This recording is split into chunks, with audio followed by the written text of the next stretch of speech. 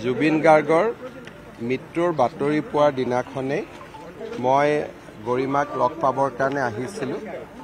মাজৰ এই সময়ছোৱাত গৰিমাক মই লগ পোৱা নাছিলো, যদিও মাজে মাজে কথা বতৰা পাতি আছিলো। আজি সম্পূৰ্ণ ব্যক্তিগতভাৱে মুখ্যমন্ত্ৰী হিচাপে নহয়, এজন জুবিনৰ অনুৰাগী হিচাপে বা জ্যেষ্ঠ ভাতৃ হিচাপে গৰিমাৰ লগত কিছু সময় কটালো। জুবিনৰ ভনীয়েক পামেৰ লগতো কিছু সময় কটালো। জুবিনৰ পিতৃ দেৱতাকো প্ৰণাম জনালো। আৰু আজি কোনো মোৰ ইয়াতে অফিচিয়েল ভিজিট নাছিলে, সম্পূৰ্ণ ব্যক্তিগতভাৱে কিছু সময় কটাম বুলি আজি আহিছিলোঁ। আৰু এঘণ্টা সময় গোটেই পুৰণা কথা বতৰা পাতি কটালো। আৰু গৰিমা কলেজত মোৰ লগত একেলগে পঢ়িছিল, কটন কলেজত। মই ছিনিয়ৰ আছিলোঁ আৰু গতিকে বহুত দিনৰ পৰা জুবিন গৰিমাক মই ভাল কৰি জানিছিলোঁ। গতিকে অকণমান মনৰ যিটো কয় দুখৰ সমভাগী হোৱা, সেইটো কাৰণে ইয়াত আহিছিলোঁ। আৰু বাকী কোনো কেছ গোচৰ এইবিলাক আমি একো পতা নাই, খালি ব্যক্তিগত যিখিনি দুখৰ সমভাগী হোৱাৰ যিটো প্ৰচেষ্টা সেইটোৱে আছিলে। হ'ব।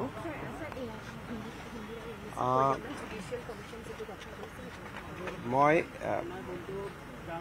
State Government of Assam has constituted a judicial commission under the chairmanship of sitting judge of Guwahati High Court, Sri Soumitra Saikia, so that anyone who wants to speak or who wants to provide us with any information relating to the mysterious death of Jubin, they get a platform. Also, the sitting judge will have an opportunity to oversee the CID proof. If it's kind of a body which will also take care of the proof. If they found that we are doing anything wrong, the Judicial Commission will be able to pass stricture on us. So it will be a complete independent commission. In Assam, never before a sitting judge has been entrusted with the responsibility of inquiring any issue. So this is the first instance in the state of Assam, and I hope that we will be able to bring everything into the public domain once investigation is completed.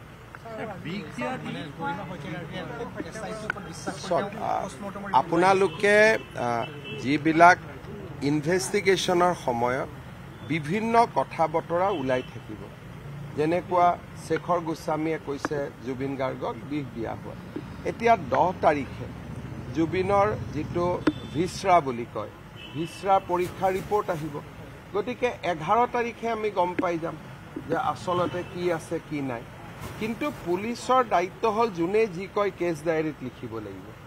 গতিকে বহুতে ভাল ক'ব, বহুতে বেয়া ক'ব, পুলিচে লিখি যাব আৰু আপোনালোকে গম পাই থাকিব। কিন্তু সেইবিলাক পুলিচৰ কথা নহয়, সেইবিলাক এজন সাক্ষীয়েহে কোৱা কথা।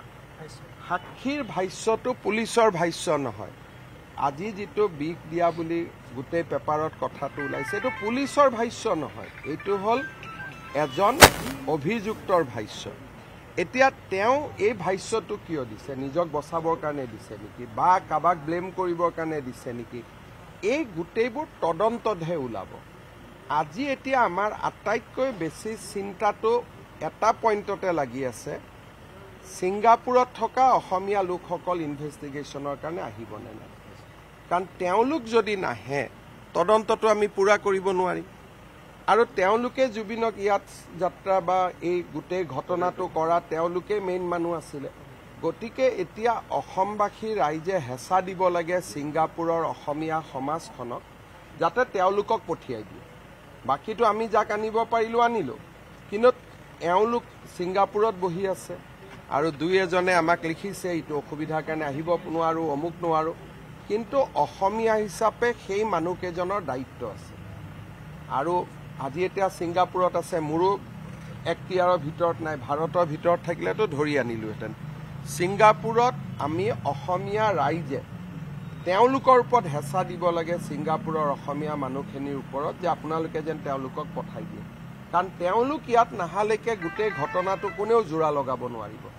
গতিকে মোৰ মনত যিটো চিন্তা হৈ আছে, শেখৰ গোস্বামী, শ্যাম কানু মহন্ত, সিদ্ধাৰ্থ শৰ্মা, অমৃত প্ৰভা এইবিলাক এতিয়া আমাৰ হাতত আছে। আমি যেনেকেই নহওক সঁচা কথাটো তেওঁলোকৰ পৰা উলিয়াব পাৰিমেই।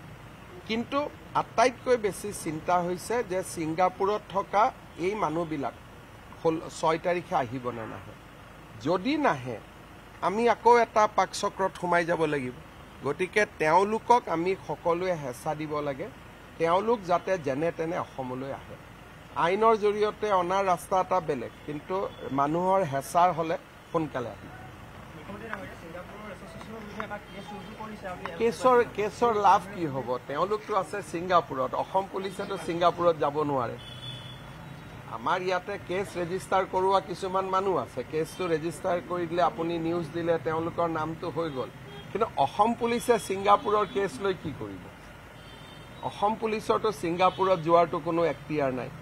গতিকে ছিংগাপুৰত আমি যিটো হেঁচা বুলি কয়, যে অসমীয়া মানুহে অসমীয়া মানুহক যিটো হেঁচা প্ৰয়োগ কৰে, আমি তেওঁলোকক মানসিক হেঁচা প্ৰয়োগ কৰিব লাগিব, তেওঁলোকৰ মাক দেউতাকক হেঁচা প্ৰয়োগ কৰিব লাগিব যে ল'ৰা ছোৱালীক লৈ আহক। আমি ইয়াতে এই কেছ দিয়া মানুহকেইজনেতো পাব্লিচিটিৰ কাৰণে কেছ দিয়ে, যেটোৱে হওক তেওঁলোকে কেছে দি দিয়ে। জুবিন ইয়াতে ঢুকাইছে, জ্যোতিৰাদিত্য সিন্ধিয়াৰ ওপৰতো কেছ দি দিছে। এইটো এটা বেলেগ ধৰণৰ মানুহ। কিন্তু কেছেদিটো অসম পুলিচে আনিব নোৱাৰে, মৰিগাঁও থানাৰ পুলিচে ছিংগাপুৰৰ পৰা কেনেকৈ আনিব? ইয়াত হৈছে তেওঁলোকৰ মাক বাপেক ইয়াতে থাকে। আমি মাক বাপেকৰ ওপৰত, পৰিয়ালৰ ওপৰত অসমৰ মানুহে হেঁচা প্ৰয়োগ কৰিব লাগিব যে ল'ৰাকেইজনক আনিব। ধন্যবাদ।